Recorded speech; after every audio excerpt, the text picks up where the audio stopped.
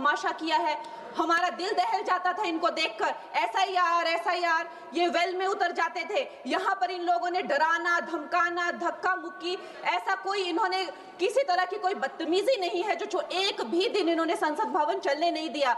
हम जनता के प्रतिनिधि हैं, हम यहाँ पर उनकी आवाज लेकर आते हैं, हम कुछ सीखने आते हैं, हम नए सांसद हैं। इन्होंने संसद अगर पिछले 2-3 दिन को छोड़ा जाए तो साल भर शायद ही थोड़ा चलने दिया है। एसआईआर कर करके इन्होंने यहाँ पे तमाशे किए।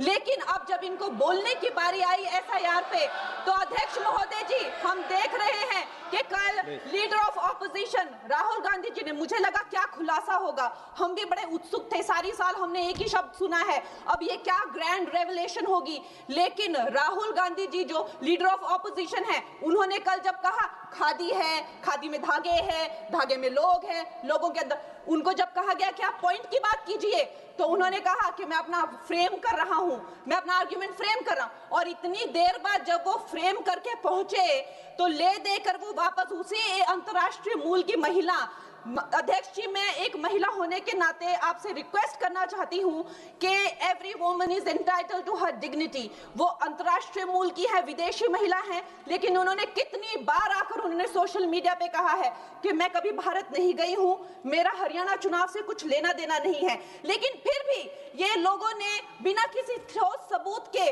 उनका यहाँ पे फोटो बना के उन्होंने उनको उछाला, यहाँ पे उनकी तस्वीर उछाली यहाँ पर और यहाँ पर प्लेक कार्ड यूज करना भी अलाउ नहीं है। इन्होंने फिर भी नियमों का उल्लंघन किया।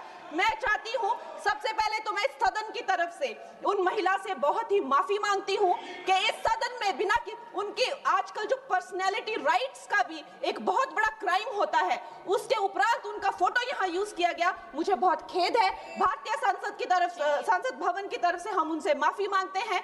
और ये देखिए, महिलाओं का हमेशा ये अपमान करते हैं, लेकिन हमारे प्रधानमंत्री चाहे बेटी बचाओ बेटी पढ़ाओ हो, महिलाओं को शौचालय देने से लेकर, महिलाओं को गैस देने से लेकर, महिलाओं को जो है वो छात्रवृत्ति, न जाने कितनी ऐसी योजनाएं हैं। कांग्रेस वालों, शायद तुम लोग ये समझ नहीं पा रहे हो, ईवीएम्स हैक नहीं करते हैं प्रधानमंत्री लोगों के दिलों को हैक करते हैं। और ये लोग दुहाई देते हैं कि वो जो पुराने जमाने के दकियानूसी, वो जो चिट कागज पे लिखकर जो मतदान होता था वो सबसे अच्छा था। ये लोग भूल गए वो दिन, आप लोग भूल गए वो दिन। इंदिरा गांधी वर्सेस राज नारायण का केस, उसको जो है इतिहास में The case that shook the nation के नाम से जाना जाता है। उस पर मैंने एक फिल्म भी बनाई हुई है।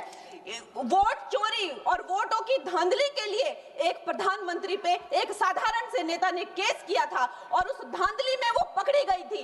हर उनका जो आरोप है उसमें सच सिद्ध किया गया था और रातों रात उनको कुर्सी छोड़ने के लिए कहा गया था और रातों रात जो है उनको ये आदेश दिया गया था कि आगे इतने सालों तक आप कभी जो है वो चुनाव लड़ नहीं सकते। ये धांधलियां इन्होंने करी हुई हैं और ये जो है उस टाइम के बैलेट बॉक्सों को उठाकर ले जाते थे ये लोग, और आज कहते हैं कि इनको ईवीएम्स जो है वो हैक हो जाते हैं। अध्यक्ष महोदय जी, मैं इनको याद दिलाना चाहती हूँ, प्रियंका गांधी जी कहती हैं कि छोड़ो पुरानी बातें, हम पुरानी बातें नहीं करेंगे, हम पुराने लोगों के बारे में नहीं बोलेंगे।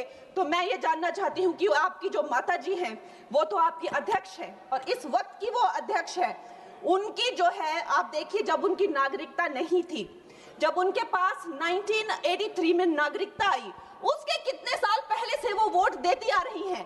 तो ये जो इनका जो परिवार है, एंटाइटलमेंट से जो ग्रस्त ये इनका परिवार है, ये प्रियंका गांधी जी को भी याद रखना चाहिए। चाहे आपका भूतकाल हो, चाहे आपका वर्तमान हो, आप सब लोग, चाहे ईवीएम हो या चाहे कागज पे लिखा हो, जब आप लोगों के चरित्र में जो है किसी तरह की मर्यादा नहीं है, आप लोगों ने कभी भी इस देश का, यहाँ की कानून व्यवस्था का, संविधान का कभी आप लोगों ने सम्मान नहीं किया हुआ है।